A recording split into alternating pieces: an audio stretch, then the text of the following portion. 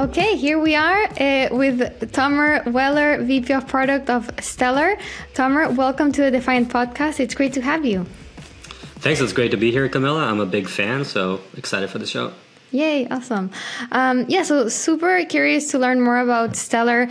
I know, this is one of the so-called alt layer ones that has been around probably the longest. It goes back to 2014. So even pre-Ethereum, and it's recently launched smart contracts. So lots going on in this community. But yeah, let's start from the very beginning. If you can just provide an overview of Stellar, the founding story, and what makes it different from all the other layer ones that seem to be coming up every other day now. Sure, yeah. We have been around for a while, so maybe we should call the other one the alt L1s. So Stellar, like you said, was founded in 2014. We recently celebrated a decade. It's an L1 really focused on financial inclusion and equitable access from the ground up. And back when we started in 2014, it was really focused on cross-border payments, asset issuance, and everything that relates to that. And with time, this has expanded to include a larger set of everyday financial services. So we have things like trading real world assets these days, various savings accounts, people hedging against inflation. And now with our new smart contracts platform, Soroban, the possibilities have expanded and we're starting to see more DeFi primitives like lending and borrowing, and they're taking advantage of the existing financial infrastructure that Stellar already offers. Awesome. And how about yourself? How long have you been at Stellar, and what's kind of your background, what led you to join? Sure. So I'm originally from Israel, and I worked on a few consumer startups back in the day, and eventually made my way to the MIT Media Lab for grad school and doing research. And I was working both on distributed systems and a plethora of other things. I was really interested in digital fabrication as well. My last project there was working on a 3D glass printer, which is very different from blockchain. And eventually in 2017, I was visiting San Francisco, trying to figure out my next steps.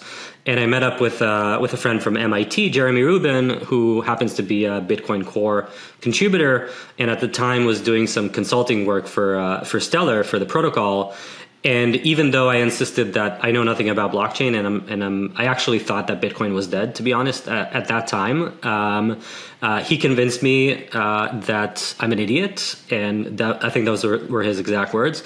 And I met up with Jed McCaleb the following day, the founder of Stellar.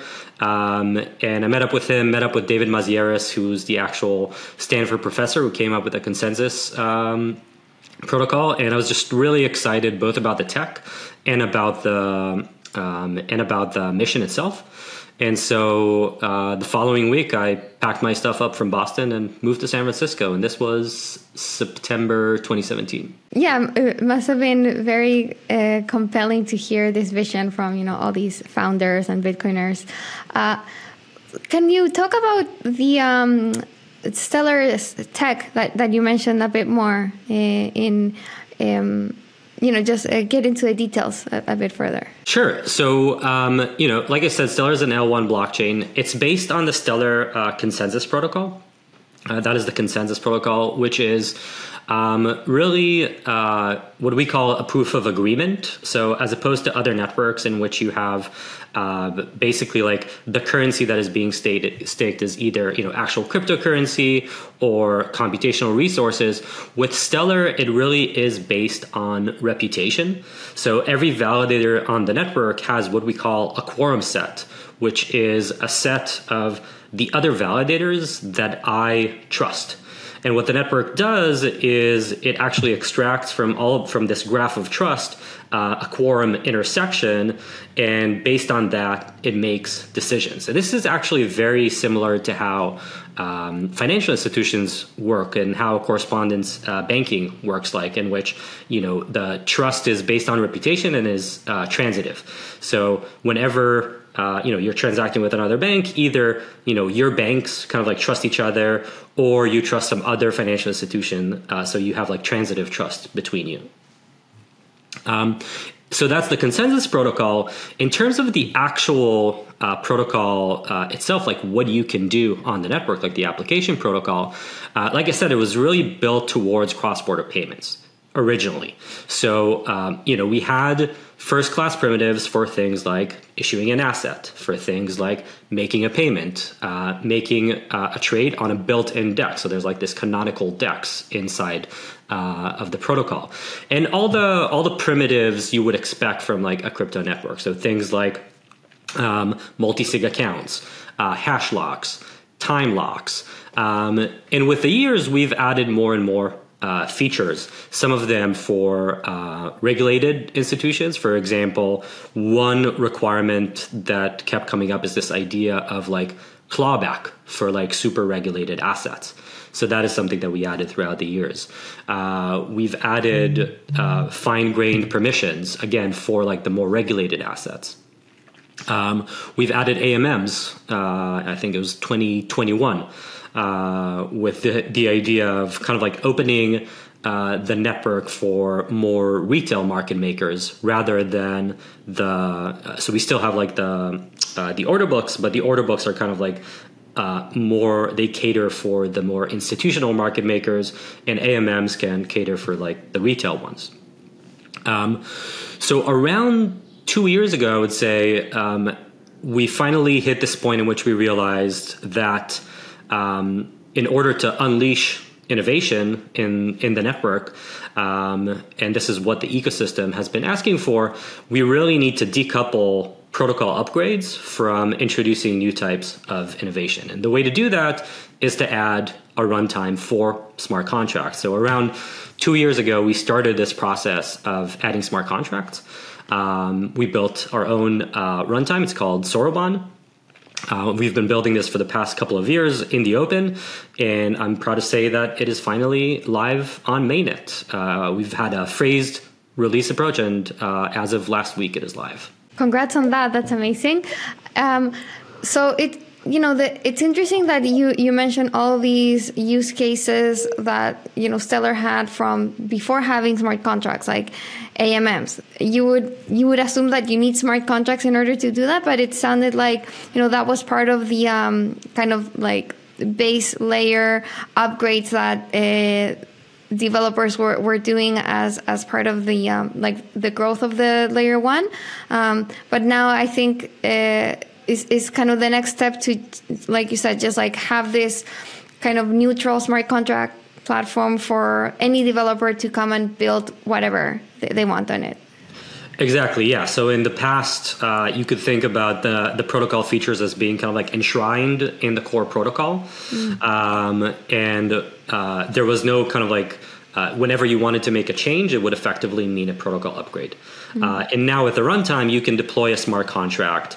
And so the pace of innovation is not coupled with protocol upgrades. You were so early, like you came before the EVM, before like Turing complete blockchains, and now you've had to kind of upgrade your infrastructure to enable like all the use cases that other layer ones have. So what are kind of the pros and cons of having been here so early? Yeah, so I think, Stellar is unique, in being so early, but also just because like Stellar has always been extremely mission oriented and focused.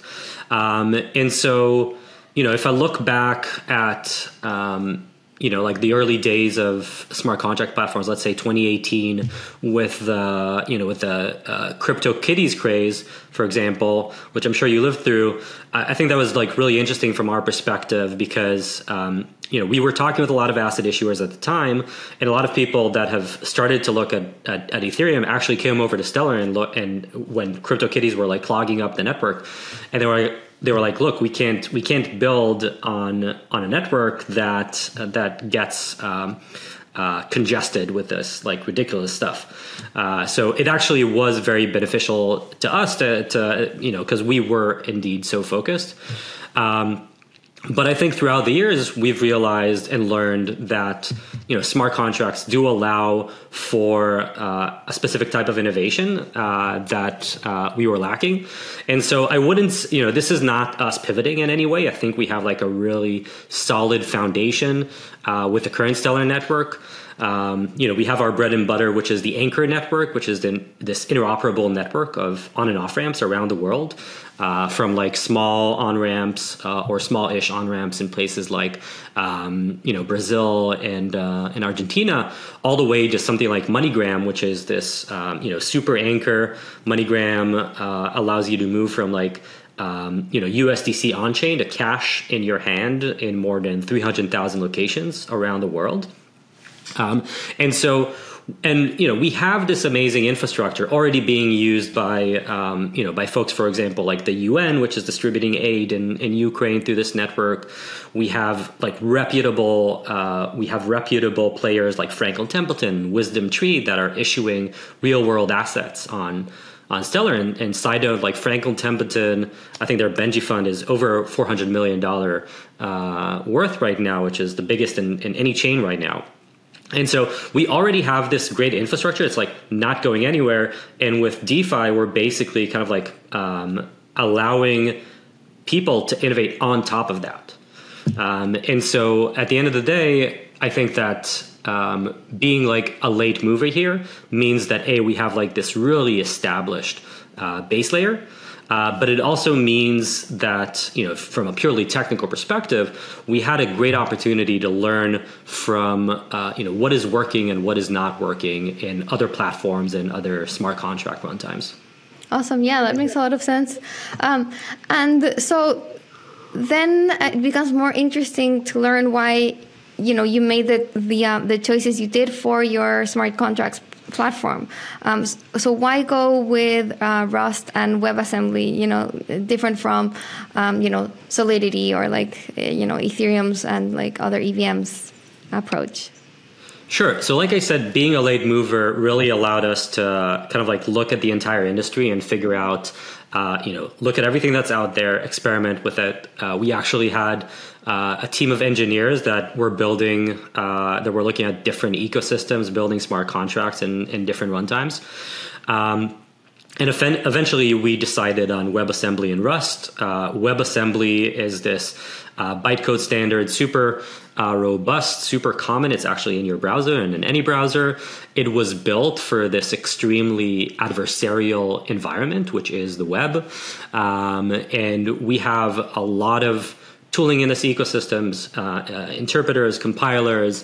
We're actually the Stellar Development Foundation is part of the Bytecode Alliance, which is the premier nonprofit that works on developing a lot of these tools alongside folks from Microsoft, Amazon, Google, and others. And on top of that, we're using Rust, which is according to all the programming languages surveys, it is one of the most loved programming language out there. It is admired. There are a lot of people that are using it. Actually, also in crypto, we're seeing a lot of people using Rust, not always in the context of smart contracts. It was built for safety from the ground up, and I think that's often overlooked. It's a very established programming language. That is, there's a Rust foundation. There's a very clear governance process for the language. We know where it is going, and we're comfortable with that. And I think that's very important and better than a lot of the other things we see out there. It's what Solana uses as well, right, for its smart contracts. Solana uses the Rust programming language. But they actually use a different type of bytecode format, which is called BPF or eBPF. And so it is a bit different, but they're a bit of a special unicorn or a special thing. We're seeing, I think, in the Rust space, WebAssembly is probably the most common bytecode standard. It's definitely the most robust from everything that we saw out there. It's used by folks like the Cosmos ecosystem and COSM, WASM, by Near, by Definity, and by others as well. So having the same programming language as Cosmos, and even if, I don't know, if Solana uses another kind of Rust, is it easy for builders on Solana and Cosmos to port their apps onto Stellar? Yeah, I would say it's definitely easier. It makes it, for example, if anyone has done like front end development, I often compare moving between like the different Rust ecosystems to like moving between different like JavaScript platforms, like moving between Angular and React. It's the same programming language. A lot of the concepts are similar, but it's not fully compatible. You still need to make adjustments when you move between them. And that's different. You asked about the EVM. EVM has this concept of like bytecode compatibility, which is if you're EVM compatible, you can kind of like deploy your contract as is in another network. One of the things that made us weary about the EVM is that, yes, there is this convenience of being able to deploy the same bytecode. But we have to remember that the EVM bytecode was developed kind of like in a haste in 2015 by the Ethereum folks. It is not necessarily the most robust bytecode format out there, and adopting that format in like 2024 means that you're actually bringing in all the baggage of the EVM. So, say for example, if you look at something like reentrancy attacks, like we all know that enabling reentrancy by default is a fundamental design flaw of the EVM, but you still have chains launching in 2024 with this vector of attack, all in the name of EVM compatibility. And the problem with EVM is that you can't actually make any changes to it, because if you make any changes, then you make your EVM not compatible with other EVMs. So you kind of like lose the basic kind of like value prop. I mean, I definitely get kind of the pros and cons on like using more advanced developing languages, but you still have to try to like overcome the network effects of this like big ecosystem.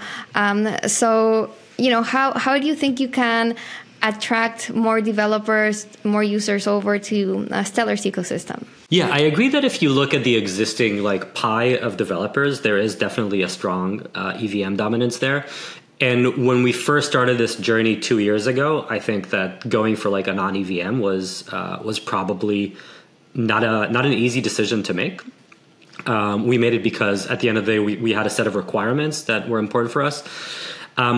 Now, 2 years later, I'm very confident that we've made the right decision. And I think that the nice thing is that you can actually see in the wider ecosystem that there is, in fact, a lot of non-EVM development happening right now, right? So we're already seeing that the EVM is not necessarily the end-all, and we're seeing that developers and product builders go for the right chain for them. So they go for the chain that's good for like their demographic. And a lot of them are interested in learning about other options out there. I don't think Solidity is not exactly what one would consider like a good programming language in any way. Not to talk too much bad things, but like at the end of the day, you look at a language like Rust, and there's like no comparison. And so we are seeing a lot of people in the Rust ecosystem that are looking at blockchains, and they're looking for this idiomatic Rust like developer experience. And so I do think that as we increase the size of this pie, the percentage of developers that are like just focused on like one specific network, especially the EVM, that's like going to go significantly down. I have no idea who would need to make this possible, or if it even is a possibility, but is there a chance of making like Rust compatible, like building Rust compatibility? Compatibility with the EVM, you mean? No, between like all the different Rust chains. So like you'd have like the EVM chains that can just simply deploy an app on another chain. Like if you could do the same with like all the Rust-based blockchains. Definitely. And I definitely think that as this ecosystem evolves, we're going to see more of these abstraction layers that allow you to do, cross-chain deployment, communication, and make it just a lot more seamless. One of our collaborators, actually, Cubist, have what they call the Cubist SDK, which allows you through like a single SDK to deploy contracts to multiple networks and actually have them communicate with one another through a bridge. In their case, they're actually using Axelar. Axelar are in the process of integrating with Stellar. So yeah, I definitely think that, similar to how in other ecosystems you have multiple platforms and you have multiple abstraction layers.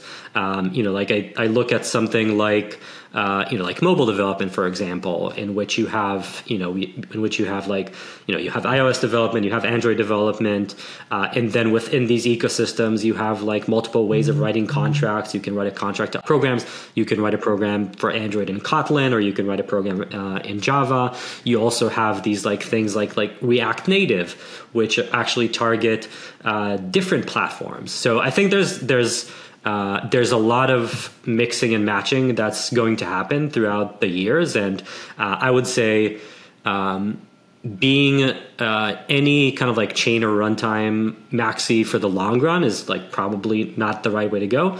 And by the way, one of the reasons why we chose WebAssembly is because it's such a robust like bytecode standard and runtime that you can actually build with other programming languages for it. So we're really focused on Rust now. But if you look at the wider ecosystem, there's actually a Solidity project called Solang. Solang is a Solidity compiler that targets Solana. It targets Polkadot, and they're now in the process of adding support for Stellar. So you can with like the same, and this is Solidity, so it's not 100% EVM compatibility, but you still get the same programming language. We see people utilizing new programming languages that are work really well with WebAssembly. For example, Zig is this programming language that's up and coming and super popular with kind of like the low level system programmers. And I do think that we're going to see things like these adapt for blockchain, and specifically for WebAssembly, and Stellar is ready for that with WebAssembly. Awesome. Can we talk about some of the use cases and institutions, projects, companies using Stellar right now? So you mentioned some pretty big ones earlier. You mentioned the Franklin Templeton Fund, the UN, a couple of other institutions using Stellar. So yeah, would love to kind of dive into these use cases. Sure. So like I said, in the heart of the Stellar network, there is the Anchor network. The Anchor network is a set of interoperable on and off ramps around the world. So it's basically like a financial institution that will implement a set of APIs for depositing and withdrawing. So for example, I think I mentioned, N tokens in Brazil, they use the Brazilian fast payment service, fast bank payment service. It's called Pix, to allow you to move from Real in your bank account to Real to a Real stablecoin through the Pix messaging layer. So it's a matter of seconds to move between between a bank account and a Stellar wallet. Similar with Argentina, for example, we have Settle, which do the same thing with the Argentinian peso. So we have a lot of these companies around the world. MoneyGram, like I said, is the biggest one, and they have like this really robust global cash network that you can move between USDC on-chain and your local currency on and off. And so we already have payment services that are utilizing this, especially payment disbursements is is a use case that has really caught on. Specifically, what I mentioned before is that the UNHCR and the IRC, which are refugee organizations, part of the UN, they're actually dispersing aid in Ukraine using that network. So dispersing cash aid is actually an extremely difficult task. And usually you will actually have people that are kind of like boots on the ground that are actually delivering cash. One interesting thing is that MoneyGram is still active in Ukraine. And so what these UN organizations are doing is basically they're deploying Stellar wallets to their users. And then the user or the recipient can choose whether to hold a stablecoin in their wallet or to take this out as cash using a MoneyGram agent. So if they're like about to cross a border, for example, which often happens with refugees, they probably don't want to be carrying like a lot of cash on them. So they would rather keep this as a stable coin. But if they actually need to do shopping with or whatever with the funds, they can actually take them out of a MoneyGram agent. So that's been super helpful, and we're seeing this like payments and disbursements use cases really taking off, not necessarily just in aid, but also in things like payroll services, for example. So let's say, for example, that you have a company that has like a global payroll and you need like a unified way to send people money. The Anchor network can help you do that. Super interesting. I mean, you mentioned disbursement of cash to third world countries and to refugees, and I'd love to hear kind of the potential challenges you've come across in just kind of the learning curve of getting people to, just like regular people, non-crypto people, to use a wallet to transfer tokens and convert to cash. Like, what's that education process like? And like, do you need like a huge team to be on the ground, helping this happen? Like, how has that been? Yeah. So luckily, when the UN started talking with us about this, we have already established some really important infrastructure to make this happen. So like I said, the MoneyGram and the Anchor network were already there. Another thing that was already there is that for the past few years, we've been developing a non-custodial wallet in-house. We call this Vibrant. And Vibrant is a wallet that is really focused on the non-crypto native user. So the idea is there is no complicated like key management for the user. All the transfers are gasless transfers. So really focused on like the common user. It's still non-custodial. We have basically this, we implemented a recovery signer method in which you actually distribute shards of your keys to like third parties. And then if you lose your phone, if you lose access to the app, you can actually recover your account by authenticating with two recovery signer services. So we've already put a lot of effort into making this user friendly. And when the Ukraine project started happening, what we've done is we've taken this Vibrant wallet, we actually created a new build of it that is like completely kind of like vanilla and really like doesn't have any advanced crypto features. So really just focused on what these users are doing, which is holding the money and cashing out. And that's it, right? Like really a really simple user experience. And so that has been super helpful. There's definitely, this has been a learning curve for us, and we've learned this.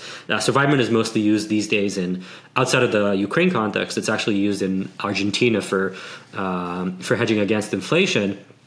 And so for the past few years, we've been learning about all the difficulties that people have in onboarding to a crypto wallet, and have been dealing with that.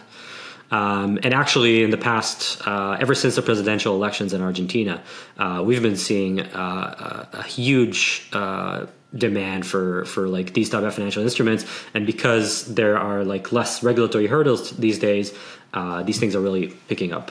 Oh, so interesting to see that you've seen a change in Argentina after after Milei took office. Yeah, I think Vibrant has seen like close to like a 60% increase in recurring users after that. Yeah. Oh, crazy. Yeah.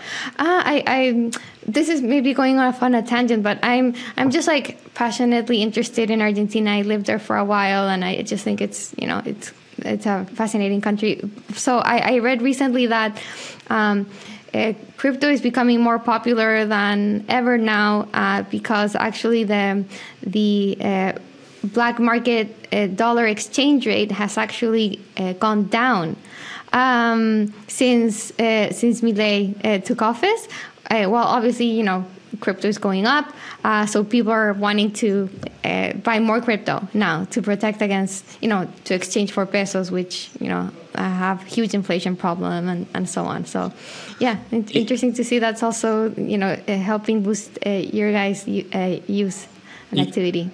Yeah, and I think so. I was actually in Buenos Aires last year. We had like a Stellar ecosystem get together there, and it was just amazing to see. It's been a few years since I went to Argentina last time, and the interesting thing, and this if you've lived in Argentina, is that like people are constantly obsessing about money. Like this is like always in the back of your head, right? So people are always looking to hold as little pesos as possible so that they can kind of like maximum their kind of like value preservation.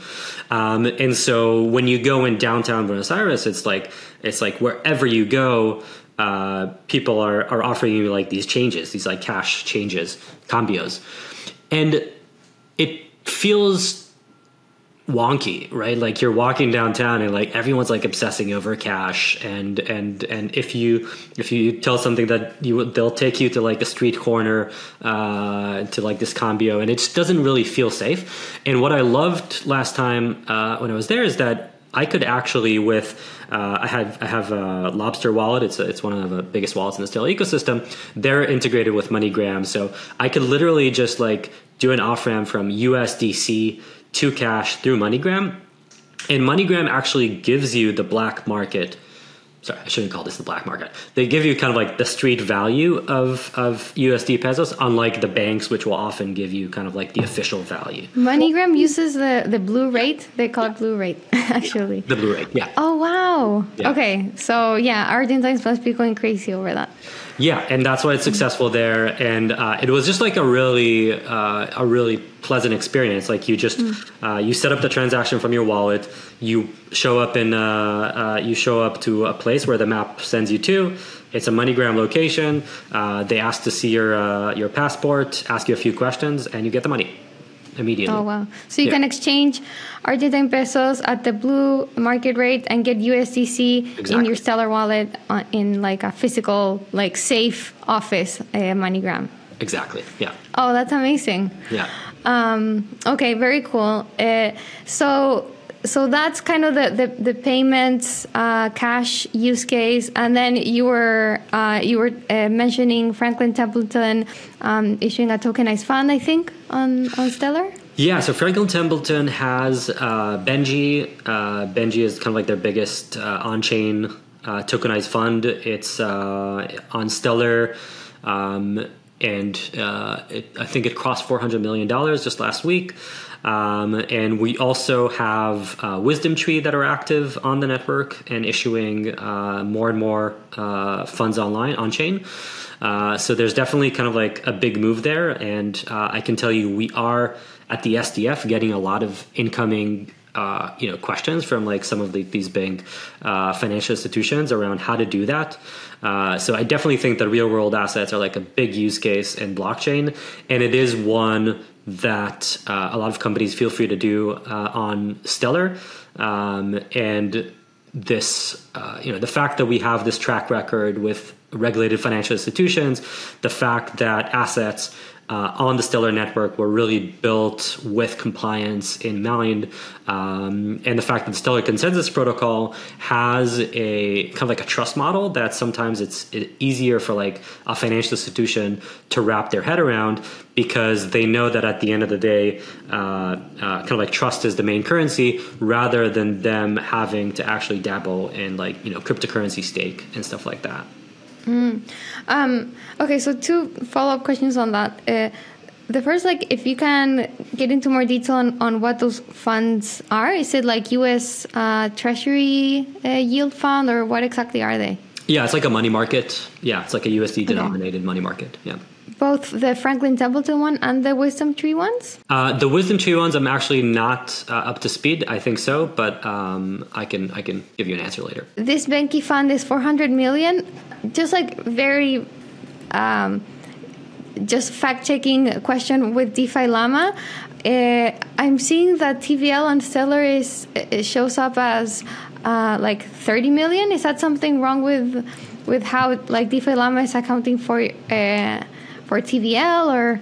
Yeah, so DeFi Llama is just counting the canonical DEX of Stellar. If you go to a real world assets tracker, for example, rwa.ixyz, and enter their platform, you'll be able to see in the dashboard that Stellar accounts for more than 50% of the total real world asset count.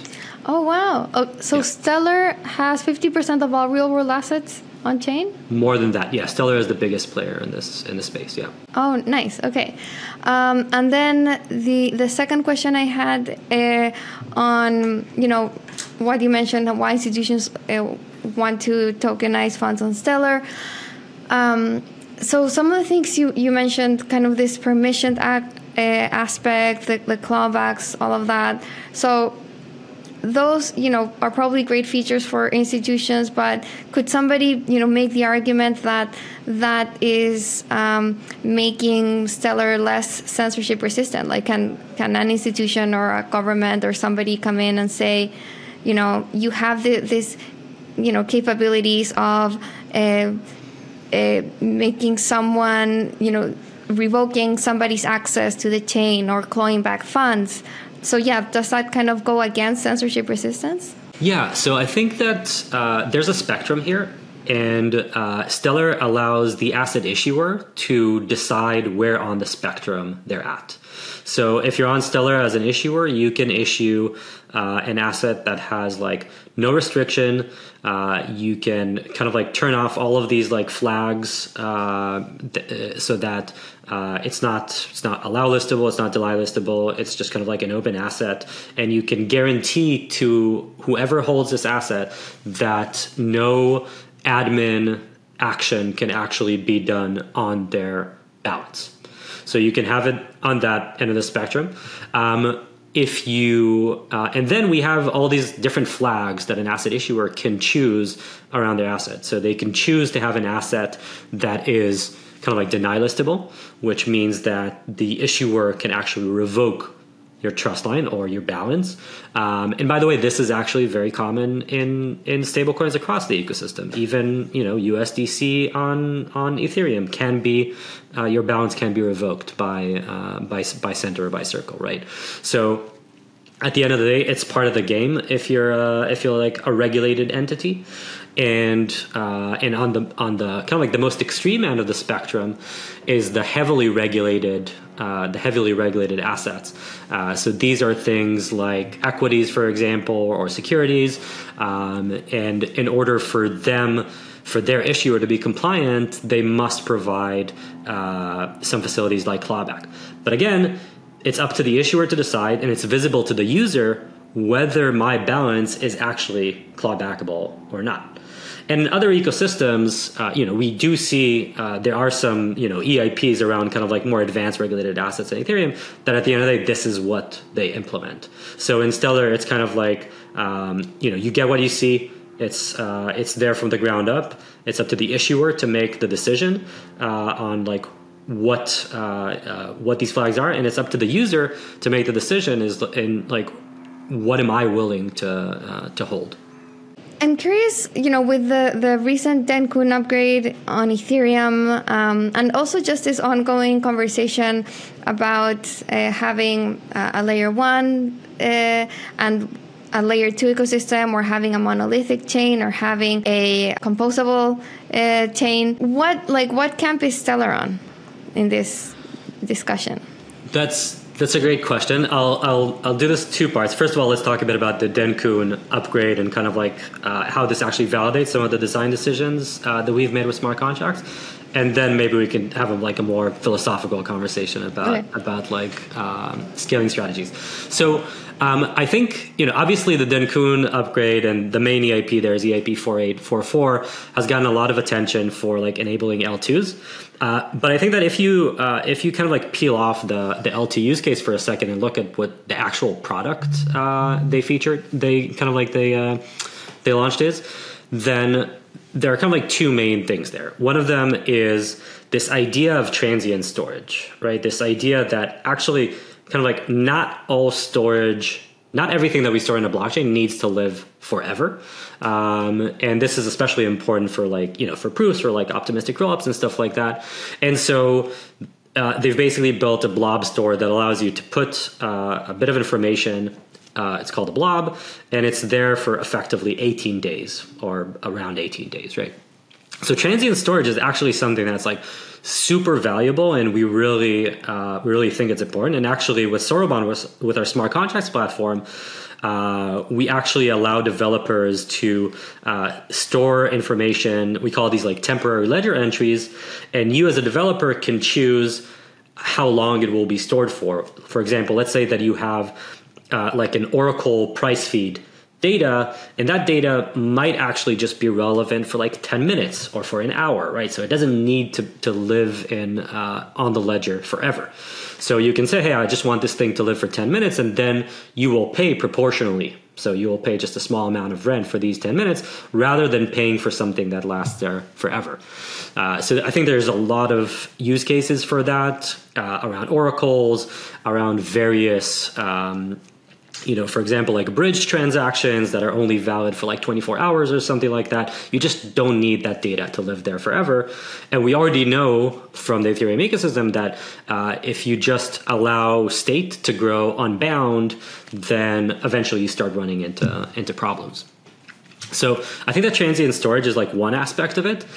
The other aspect, which is kind of less discussed, but might be even more interesting about it, is kind of introducing multi-dimensional fees, because actually the blob store doesn't use the regular gas. It uses a new type of gas, which is called blob gas. And I think that's super important for the health of a network, for the validators to be able to limit and fee different types of resources differently.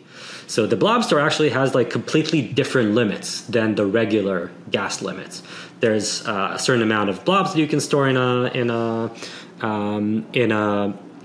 block, and there's how much a blob can actually contain. And so I think that's super important, and this is something that we've actually incorporated in our smart contracts from the ground up. So we actually meter kind of different resources consumption separately. So you have number of instructions, which is CPU. We have write IO, read IO. We actually have kind of the total size of the transaction, which is something that's really important for the peer-to-peer layer of a network. So we do measure all of these things separately. And so I think that the Denkun upgrade is really awesome because it shows you how important these things are. I think there's a lot more that can be done, and these are some of the things that we've added in Soroban from the ground up. So when all of these aspects of writing a contract are measured differently, are they all in the end paid with XLM? Yes, at the end of the day, they do have an XLM cost, but they have. But when you measure them differently, you can actually apply different limits. So the network can actually basically shape the type of traffic and transactions based on the type of activity that the network as a whole is interested in seeing. Got it. Okay. Yeah, that makes sense. Yeah. Okay, now about kind of the more philosophical discussion. Yeah. So my TLDR is that I think that the L2 rollups are somewhat of a premature optimization right now. And I think that modularity is important for the long term. And I think that, one day when we're going to have a Mars colony and there's going to be like a payment network for the Mars colony, it probably can't be the same network that we use on Earth for like latency or whatever. But I do think that where we are right now, this extreme focus on modularity is probably damaging for the ecosystem. That is, you look at the amount of talent that is being, not to sound too extreme, but like wasted on like infrastructure instead of actually establishing product market fit. And it kind of like goes against everything that we know about, like building companies in tech. Like we know that product market fit is the most important thing, and that premature optimizations is something that companies get killed because of. And yet, just imagine taking all of this talent that is like building L2s and data availability and all this kind of like rabbit hole of infrastructure, and just have them build products instead, and just imagine like what a different world we'd be in right now, right? And so, we need base layers that can probably handle a bit more than the 12 TPS that Ethereum is handling right now. That's true. But I think going all the way to like this super modular composable future so soon is probably damaging for our ecosystem. Wow, hot take. Yeah, I tend to agree with you, actually. I think, just covering the ecosystem and seeing the excessive focus on really kind of obscure infrastructure primitives that, with the number of users that Web3 has right now, it's probably an overkill, or, it's probably premature, like you said. Yeah, and it's not just an overkill. Like it actually has like damage. It creates damage in terms of user experience. I think one of the most amazing things about like DeFi is this idea of composability, and how one DeFi protocol can actually like compose atomically with this other DeFi protocol. So that means that they can actually make a cross-contract call, and all of this happens like atomically within a transaction. But once you start creating these like barriers between all these different chains, you create this like fragmentation. And now, we say that a DEX on kind of like Starknet is in the Ethereum ecosystem, and we say about a lending protocol on Base that they're part of the Ethereum ecosystem. But these two protocols have no atomic way to actually communicate between themselves, right? So there is value in having all these protocols live in the same kind of like global execution layer. So that means you are more on the monolithic chain camp right now, at least. I would say more nuanced for now. I think that's like the way to go. I do think that eventually there will need to be these like other sovereign chains. I just think that doing that right now, before this ecosystem even has like clear product market fit, it basically means that you're optimizing on assumptions rather than optimizing on like actual usage patterns. Yeah, super interesting. Why do you think, the ecosystem has developed this way? Is it like incentives are placed the wrong way? I've seen kind of this argument being made that venture capital is flowing more towards infrastructure startups, and so more infrastructure startups are getting built. Yeah, I definitely think that VCs are part of this problem. When Stellar was founded, and even when I joined, like VCs were not, crypto VCs were like not big at that point. But it does seem right now that the more kind of like grandiose your infrastructure product is, the more likely it is that you're going to get that big VC money. And I definitely think that's a problem. I also think that there is...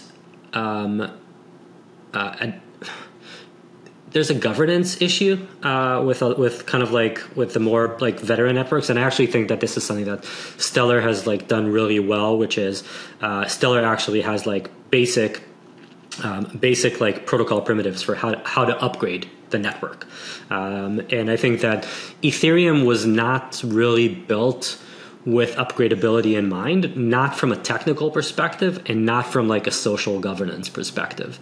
And so it's just like so it's easier to do like small, tiny incremental steps on the base layer and kind of like build on these like external layers like rollups, for example, to take care of scalability. And by the way, this is something that we've also put a good amount of effort into in the past. And I think that when I joined Stellar, we were still working on, various payment channel protocols. And we put out a good amount of kind of like research and actually incorporate this in the protocol. At the end of the day, probably a premature optimization as well, I would say. So will Stellar need layer 2s or do you not, does the chain not need it? Like if you can give me a sense of throughput and just like, transactions per second.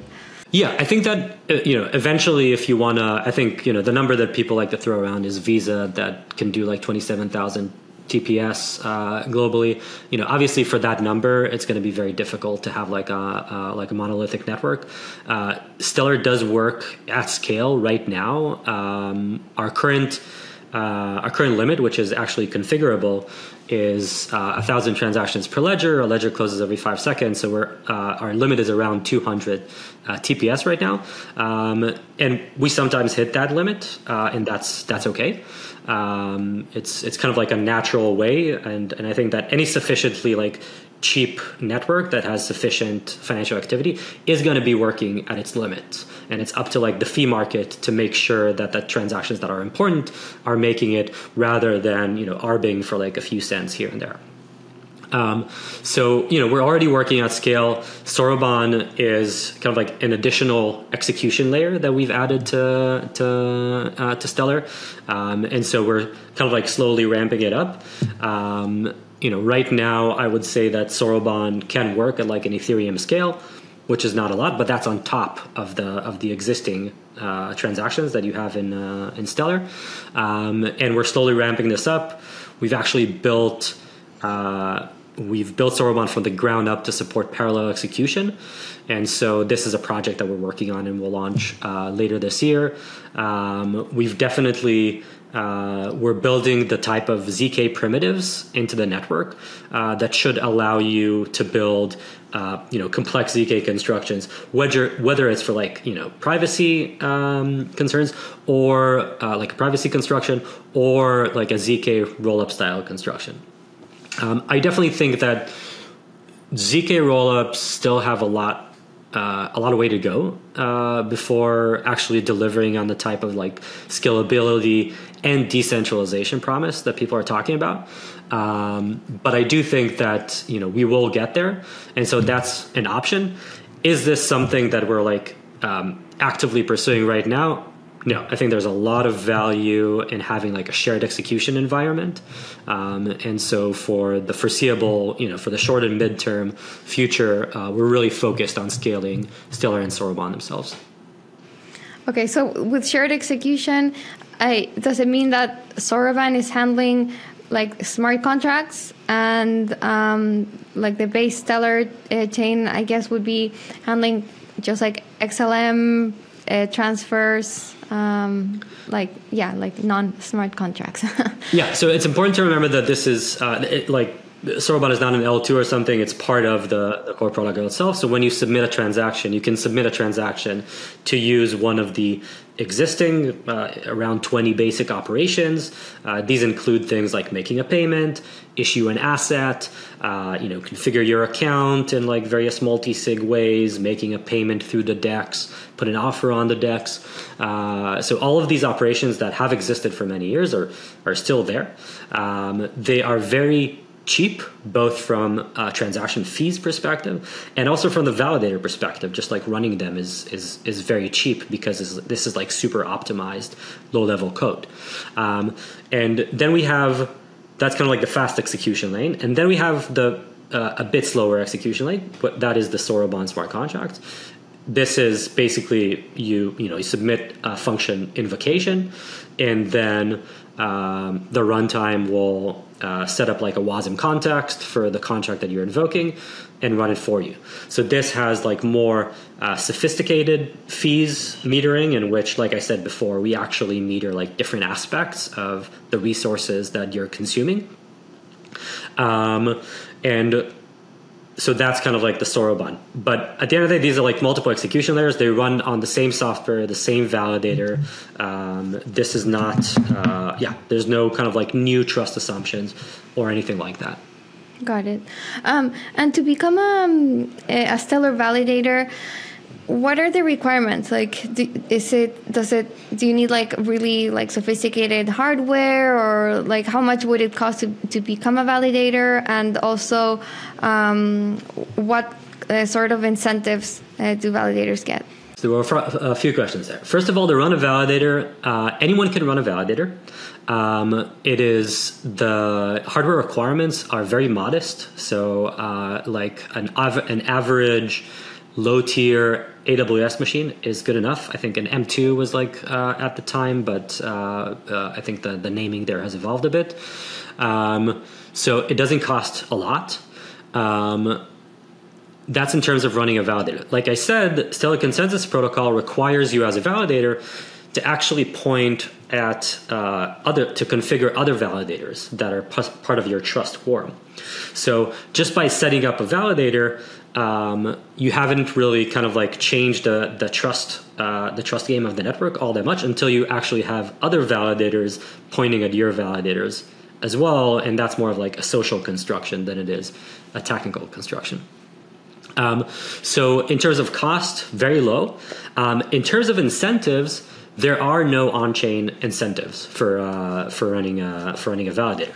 That is, folks who are running a validator do that as kind of like public goods that serve their use cases. So for example, a company like Templeton runs their own validators so that they actually have a vote in the governance of the network, and that they have kind of like unmediated access to the network. A company like Lobster, for example, that has they have multiple wallets on the network. Again, they have unmediated access to the network through their validators. So the way that, my mental model is like closer to that of like running like a DNS server or running like an email server. It's something that supports your business or your organization. There are no incentives, kind of like on-chain incentives based on that alone. Okay. So our most Stellar validators are probably companies, protocols building on Exactly. Stellar.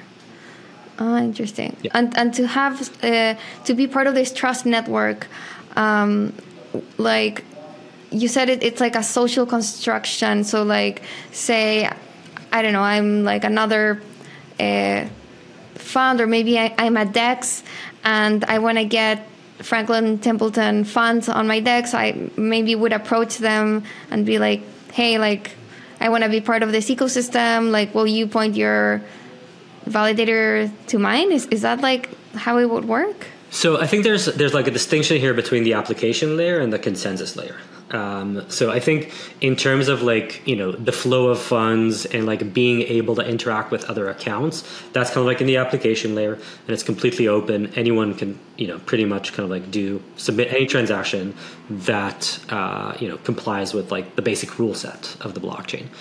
And then there is kind of like the consensus level, which is, how meaningful is like Cammy's vote in voting for a transaction set, let's say, or even let's say that there's a protocol upgrade and you want to have a say in this protocol upgrade. For example, let's say that you don't agree with this protocol upgrade, and so you want to vote against it, or you don't want to vote for it. That in that case, you will need to have kind of like more trust pointed at you, and that requires other validators to actually add you. And when you come to these validators and say, hey, can you please add me? They'll say, okay, like, who are you? They'll look at the track record of your validators. So there are some services online, StellarBeat, for example, is one of them, that you can actually look at the track record of different validators. Like, what is their uptime? Who do they vote for? And so you can actually examine other validators before you add them to your quorum set. If it's all based on like off-chain trust assumptions, how can you prevent people kind of colluding or working together to attack the network? Well, the question is, let's say, for example, you have you have a malicious actor coming into the network, bringing in 10,000 like validators, right? Because the existing validators on the network, let's say Franklin Templeton, for example, don't actually assign trust to that group of validators. They actually don't have, even though they're bringing like a lot of machines, they don't actually have a significant or any say in the governance of the network, right? So in order for a malicious actor to actually be able to do anything malicious, it's not enough to just like bring in other machines. It's about actually getting other validators on the network to point their trust at you. Right. And so someone like Franklin Templeton, which obviously has like, a reputation to uphold, they do their due diligence on what type of companies they're actually allocating trust to in their quorum set. Super interesting model. I don't think I've heard it being used before. So yeah, just wanted to understand it better. And then to wrap up, what's next? Like, what are the big milestones that you're working towards? So I think the next steps, like I said, we have this like very robust financial infrastructure layer, and now we have this like new DeFi layer that is starting to come up. And by the way, I should mention, we started working on Soroban 2 years ago, had a set of preview releases. We've already had more than 200 projects that actually got funded through the Stellar Community Fund, which we've allocated $100 million for the adoption of Soroban. So there's a lot of activity in the DeFi space in Soroban already, even though it just went live. And so the really interesting things happen when you combine some of these like new DeFi primitives with the more established kind of like financial use cases. So one of the wallets in the ecosystem, it's called Beans, a crypto wallet really focused on kind of like expats, really focused on financial, and kind of like making it like accessible for the less crypto native. They've done this. They've demoed an integration with Blend. Blend is borrowing and lending protocol on Soroban, and because Beans is already integrated with MoneyGram, you have this like super smooth cash to DeFi experience in which you can kind of like set up a transaction from your wallet, go to a MoneyGram agent, deposit cash, have it go immediately deposited into like a yield bearing lending pool. And I think these are like the type of like interesting things there, because that allows the non-DeFi native people, the non-crypto native people, access to these type of financial instruments around the world. So I think like the thing I'm really excited about is, kind of like the boring stuff, which is just kind of like making robust financial instruments available to everyone around the world. I think is what we're going to see and what I'm hoping to see. Amazing. And then to close and related to what you were saying, what's a big vision for Stellar? Like, if everything goes right in, I don't know, next 10 years, what would you want Stellar to be? Yeah, so I think, at SDF, we've always called a mission kind of like creating equitable access for the world's financial system.